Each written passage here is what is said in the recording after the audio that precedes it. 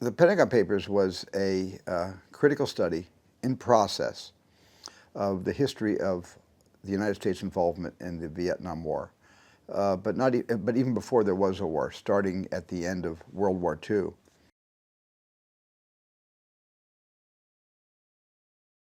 The study was a secret study. McNamara, initiated a secret study of our involvement in Vietnam, dating back to Harry Truman, through the Truman administration, the Eisenhower administration, and then the Kennedy administration, right through the Johnson administration, and then where our film begins, what Nixon knew and how he was involved. And this was all part of the study. And it showed that we were really fighting an illegal war, and an unwinnable war, a war that the study kind of stated was unwinnable. And yet we fought on.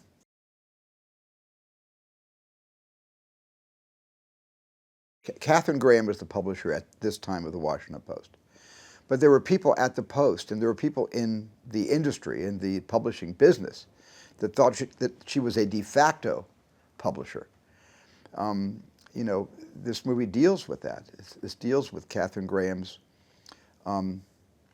reluctance to make big commitments to big decisions. This story is as much about leadership and about the birth of a leader as it is about the birth of a national paper, once a local paper called the Washington Post.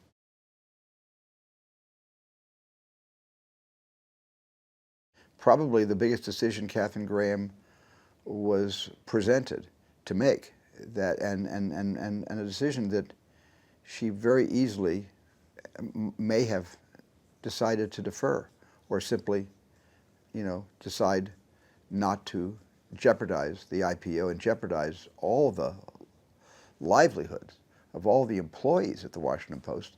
It could have all been let go had this gone in another direction. So this was a critical time in her life.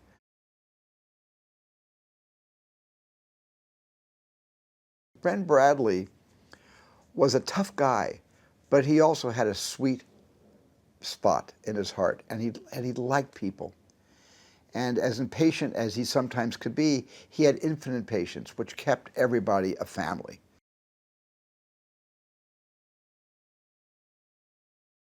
I cannot imagine anybody else playing Katharine Graham. The way Meryl Streep acquitted the nature of her character and plumbed the depths of her life in under 2 hours. I don't know how Meryl did it, and I'm the director. I was there every day. I was there for every shot, but I was absolutely agog at the truth Meryl was telling, playing Katharine. I was just every day, and I had to stop myself from doing nothing but complimenting her. I had to just hold back and do the work with her because it was an extraordinary transformation.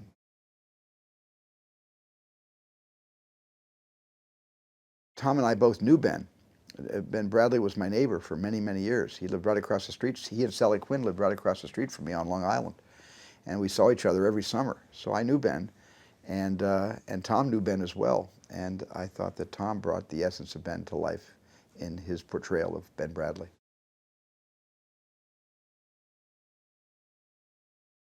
The first thing I noticed was she had a great body laugh.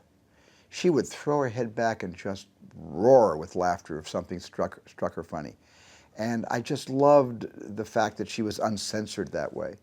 And she was an extremely warm person. She just invited you to open up your life and tell her anything she wanted to know. I mean, she was really good company for that hour and a half, and I never forgot it.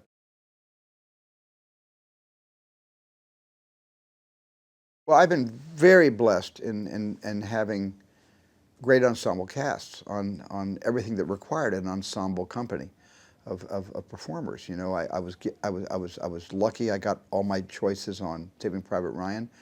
Everybody I wanted on Lincoln showed up and came to work. And the same thing happened on this. No one was unavailable.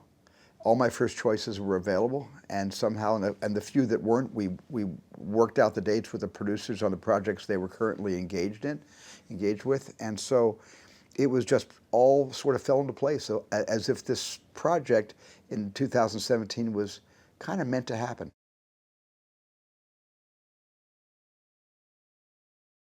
I had the most amazing collaborators on this one. You know, to have Meryl, who is what's the word? Unarguably the greatest living actress of our time, and I say that without hesitation.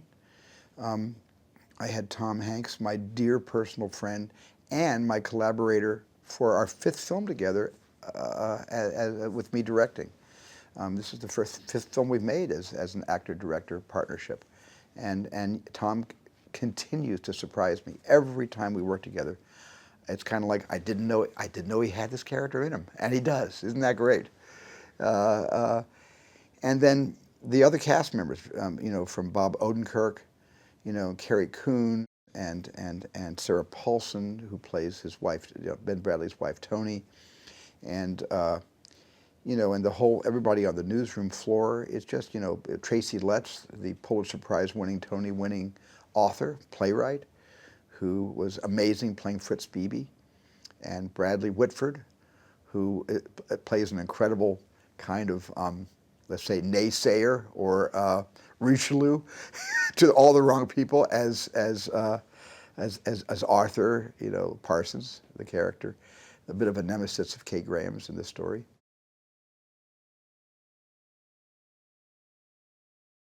I think what makes the story really empowering for women today is you watch Katharine Graham grow into the job.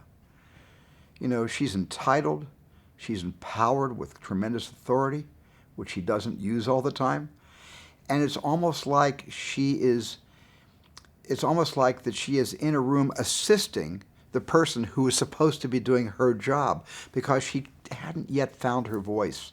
And it was great within this span of time and through this huge event of whether to publish or not publish the Pentagon Papers, you got to watch this woman find her voice and achieve and fully fill the shoes of the position that requires that kind of not only image, but commitment, personal commitment.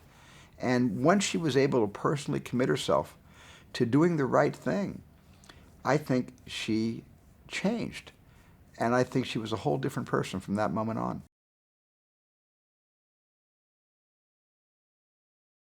It's interesting because when John usually plays all the sketches of everything he's going to perform with the full orchestra on the piano for me first. And I think just because we didn't have much time, everything was so crunched. This is one of the few times I've gone to a John Williams scoring session having not heard a note. And I just sat there and, as usual, loved every note John played. His tremendous restraint with the score for the Post, and then coming right out and being strong musically when it needed it. And this is our 44th year working together.